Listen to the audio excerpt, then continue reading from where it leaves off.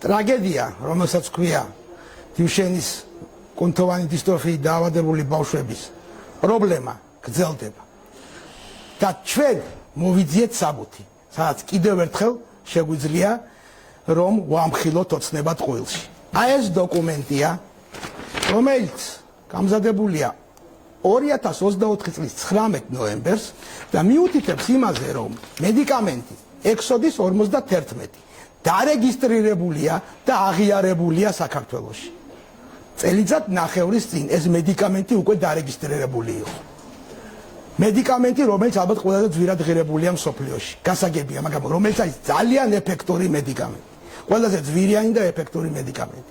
და ჩვენ გვარწმუნებს ეგრეთ წოდებული ჯანდაცვის სამინისტრო, თურმე ის აკვირდება მედიკამენტს. თქვენ აღიარებული გყავთ ეს მედიკამენტი.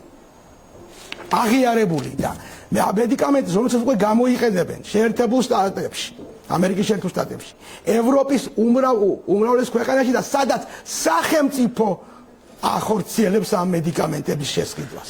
დიახაც სახელმწიფო ახორციელებს ამ მედიკამენტების შესყიდვას.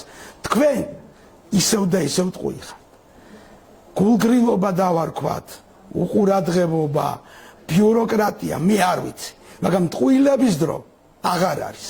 საჭიროა ძალიან მყისიერი ქმედება.